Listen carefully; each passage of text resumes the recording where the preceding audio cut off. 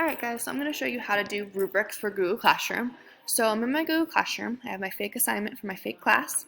So this is the assignment they're doing. Very exciting. They have to answer a couple questions and then they're going to write a letter to someone down here. So if I wanted to make a rubric for that letter, I would click over here on the plus for the rubric and create a rubric. Once you've created rubrics for different assignments, you can then reuse those rubrics. So if you're using the same rubric for multiple writing assignments, you don't have to recreate the wheel. When it says use scoring, that means that you're going to be able to score the assignment for the different categories. Most likely, you're always going to have that checked. If you wanted them to just use the rubric for a reference, you could turn that off. So then you're going to set up your different criteria on the different things that you're going to be grading them on the rubric. So maybe my first one is letter structure.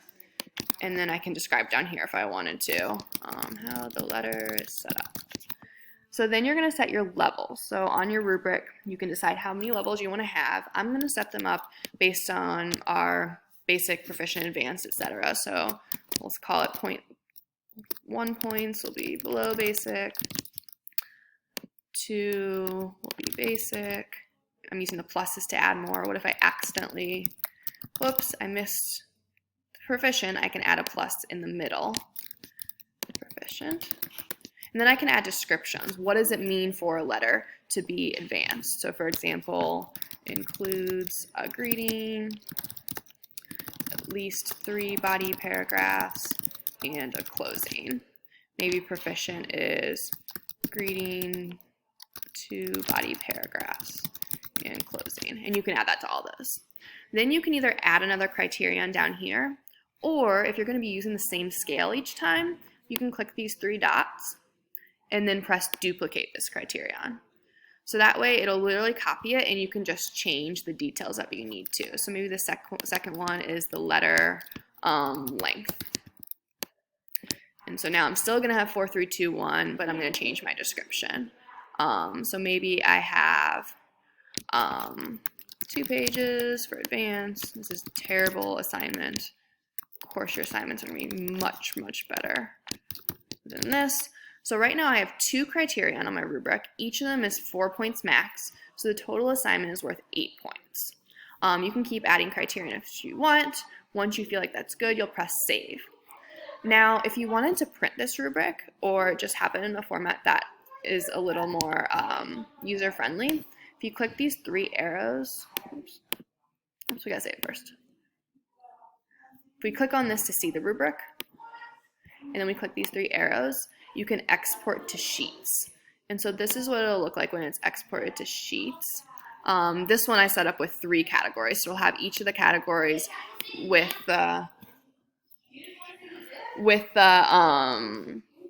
categories. Sorry, I'm in a shared space. I don't have my own office right now. And so this is something that you could print out as the rubric. So going back here, we now have our rubric. Come on.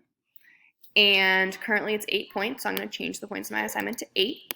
And then I'm going to assign this assignment. So now on the student end, I'm logged in as the one student that I have in the class. And so I'm going to reload her classroom. On the student end, she'll see the assignment. And so if she views that assignment, she'll see the different parts that she needs to do. So here's her assignment she's going to click on where she can actually do the assignment. But then here she'll see, okay, I need to include letter structure. And if she clicks on letter structure, it'll say, here's the things that you need to do to get an advanced. Letter length. Here's the different categories for letter length. So this way the students can see exactly what they need to do. So then she'll complete the assignment. And there we go. Let's go here. So she writes her letter. This is her letter. And then she's going to turn it in. So now on the teacher end, when I go to grade that with rubrics, you can either go to grades for grading or classwork. I'm going to reload this under the classwork one. Sorry, the internet's very slow at the elementary school. And for my fake assignment,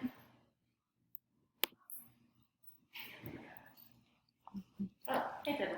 Hi. I'm screen recording right now. Okay, so then one person, I'm doing a video right now. One person's turned it in, so I can click on her assignment. And now you can put the overall grade up here, but now it allows you to grade the individual parts. So I can click on, for example, letter structure, and I can say, okay, based on what she wrote, which was nothing, what score am I going to give her? So say I give her a 1 for letter structure. Then if I scroll down for letter length, she again didn't write anything, so I'm going to give her a 1 for that. That shows it categorizes her as below basic for that, as well as below basic for this piece. I can also add in my comments. And then now it says a 2 out of 8 for the grade because there's 2 categories and I gave her a 1 on each. So now I'll return this to her. And so when she receives that feedback on the assignment, we reload this assignment for my student.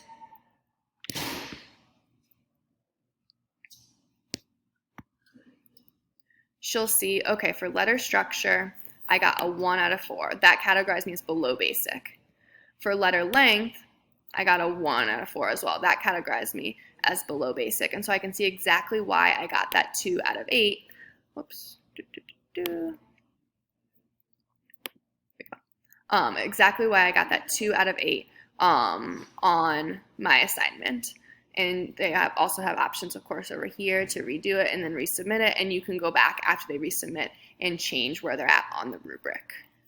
I think that is all.